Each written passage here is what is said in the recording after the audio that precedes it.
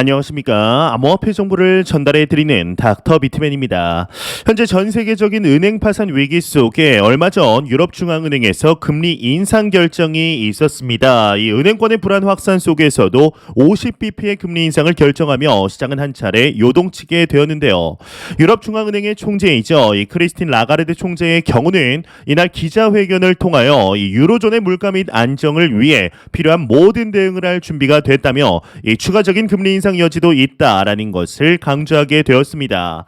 이 유럽중앙은행이 크레디트 스위스 은행 사태로 인한 금융권 혼란에도 불구하고 이 빅스텝 금리 인상을 고수함으로써 금리 인상이 완화될 것이라는 시장의 기대가 깨지게 되었는데, 이 시장에서는 미국의 실리콘밸리뱅크 은행의 파산, 유럽의 크레디트 스위스 은행 유동성 위기 사태가 기본적으로 계속되는 가파른 금리 인상으로 발생되었다라고 보고 있기 때문에 이 통화 당국들이 금리 인상을 자제할 것으로 기대하였습니다. 하지만 이번 3월 16일 발생한 유럽중앙은행의 빅스텝 이 금리 인상으로 인하여 다가오는 3월 22일 미 연준의 FOMC의 향후 금리 결정에도 영향을 미칠 것으로 보이고 있는데요.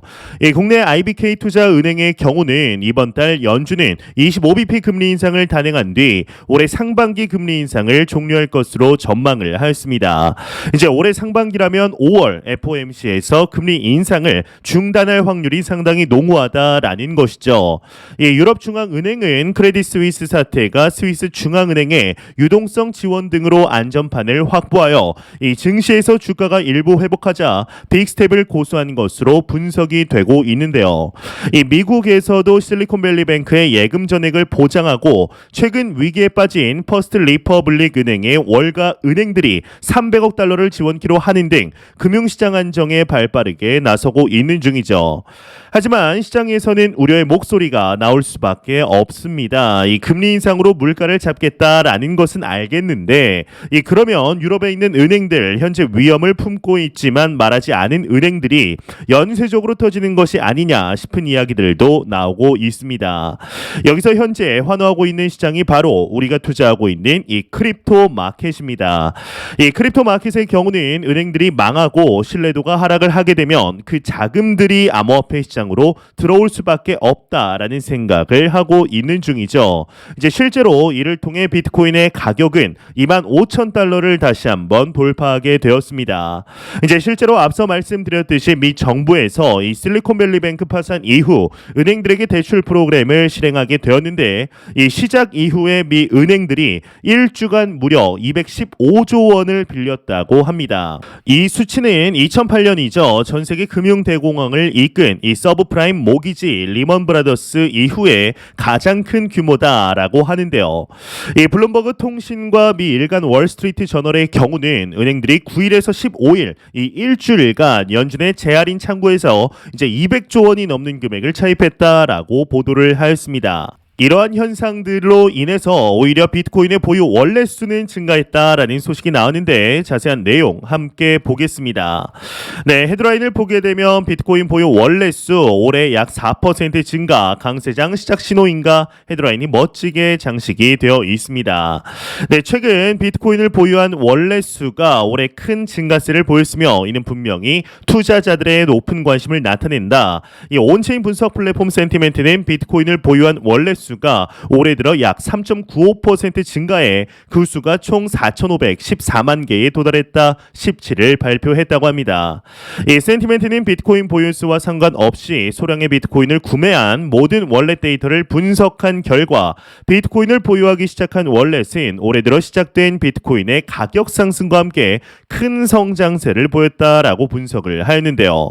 이 센티멘트는 비트코인 보유 월렛 수의 증가가 시장의 큰 변동성을 뜻하는 지표로 약세장이나 강세장의 시작을 나타낸다고 강조했다고 합니다. 이 센티멘트는 비트코인 보유 월렛 수는 약세장이 본격화된 1년 전 크게 증가하는 추세를 보인 뒤 이 루나 붕괴, 스리캐피탈, 에로우 파산 등 이 시장의 약세장이 본격화되어 이어질 될 무렵 이제 둔화를 보였다며, 이후 또다시 시장이 급격한 하락으로 접어들 무렵인 이 FTX 파산 시점 비트코인 보유 월렛 수는 급격한 증가를 보인 바 있다라고 서술을 했다고 하는데, 이제 추가적으로 최근 4% 가까운 비트코인 보유 월렛 수 증가가 비트코인 가격 상승과 맞물려 일어났다는 점은 많은 투자자들이 시장에 큰 관심을 다시 보이기 시작했다는 신호다라면서 장기적인 시장의 성장을 기대해도 좋다라는 긍정적인 신호다라고 이야기가 마무리되고 있습니다. 네, 현재 이 크립토 마켓 전반적으로 유동성 자금이 유입되는 모습들을 확인할 수가 있습니다. 하지만 확실한 것은 이러한 흐름들은 작년 약세장을 이겨내며 꾸준히 투자한 이 영상을 보시는 여러분들과 저와 같은 투자자들만 느낄 수 있다는 것이 가장 중요하죠. 2021년 강세장 당시 투자를 진행하다가 2022년 약세장에 떠나간 투자자들은 그저 크립토 마켓 이 비트코인이 망했다라고만 현재도 알고 있지 아무런 관심조차 없으며 이는 여러분들 주변만 돌아봐도 충분히 알 수가 있는데요. 이제 흔히 포모라고 하죠. 이제 기존의 투자자들이 다시금 자금을 투입하기까지는 이 비트코인의 가격을 기준으로 전 고점인 68,000달러를 돌파해도 못 넣습니다. 이 떨어질 것 같기 때문이죠. 이 8만 달러, 9만 달러에 도달해서야 서둘러 투자를 할 것이며 과거의 실패를 반복해서 답습하게 됩니다. 우리는 그러한 투자자들이 들어오고 어디를 가든 비트코인 암호화폐 관련 이야기들이 나올 때 서서히 물량을 정리하면 그만입니다. 이런 일이 그리 머지않은 시간 안에 이루어질 것이라고 확신하고 있는 상황인데요. 이런 상황과 더불어서 이제 매일같이 나오는 리플 XRP 관련 소식이 오늘도 또한 나왔습니다. 이제 현재 리플사의 경우는 미 SEC와의 소송으로 힘든 시간들을 보내고 있는 와중 그럼에도 긍정적인 소식들이 지속적으로 나오고 있습니다. 특히나 최근 미 법원에서 소송 관련 SEC의 전문가 증언 배제 판결을 내림으로써 이 리플사에게 상당히 유리하게 흘러가고 있는데요. 이에 코인베이스의 최고 법률 책임자에게서 XRP 재상장과 관련된 실제적인 언급이 나오게 되었습니다. 자세한 내용 함께 보겠습니다. 네, 헤드라인을 보게 되면 리플 코인베이스 재상장 가능성 솔솔 XRP 비트코인 강세의 반등 헤드라인이 멋지게 장식이 되어 있습니다. 네, 미국 최대 암호화폐 거래소인 코인베이스의 최고 법률 책임자 폴 그레그 왈이 판사가 리플 이 미국 증권거래위원회 소송에서 리플의 유리한 판결을 내릴 경우 코인베이스는 XRP 거래를 재개할 수도 있다라고 말을 했다고 합니다. 이 암호화폐 전문 미디어 더 크립토 베이직에 따르면 그레왈 CLO는 최근 인터뷰를 통해 이같이 밝히면서 다만 판사의 법적 근거, 항소 법원의 판결 철회 여부에 대한 이 코인베이스의 자체 평가 등 몇 가지 조건에 따라 결정이 될 것이라고 전제를 했다고 하는데요. 이제 그는 많은 것이 법원의 판결에 따라 달라질 것이다. 일부 사람들에게는 만족스럽지 않은 결과가 나올 수 있지만 우리는 상장 기업으로서 연방법원의 소송의 대상이 되는 모든 토큰에 대해서 신중해야 할 책임이 있다라고 강조를 했다고 합니다. 이어서 법원은 SEC의 주장에 구멍이 있다라는 것을 알길 바란다며 결과와 무관하게 패소 측은 항소를 할 것이기 때문에 이 사태는 더 오래 지속이 될 수 있다라고 전망을 했다고 하는데요. 네, 이 외의 내용은 그리 중요하지 않아서 이제 넘어가도록 하겠습니다. 여기서 이제 우리가 주목을 해야 할 것은 리플이든 SEC든 패소를 하면 항소를 할 수 있다라는 것인데 이 현재 소송의 상황 자체는 판사든 미 정부든 정치적으로든 SEC가 아닌 리플사 쪽으로 무게를 두고 있는 것이 사실입니다. 이 SEC가 패소를 하게 되면 항소를 할 수 있겠지만 개인적으로는 안 할 가능성이 높다라고 보고 있습니다. SEC의 패소는 단순히 블록체인 기업과의 소송에서 패소했다라는 의미가 아닌 이 정치적으로도 패소했다라는 의미로 이 크립토 마켓에 대한 관할권이 CFTC 쪽으로 이전되었다라는 포괄적인 의미이기 때문이죠. 여기서 만약 SEC가 패소해서 항소를 한다면 이는 진흙탕 싸움으로 끌어들이는 것으로 본인들 얼굴에 침 뱉는 꼴밖에 되지 않기 때문입니다.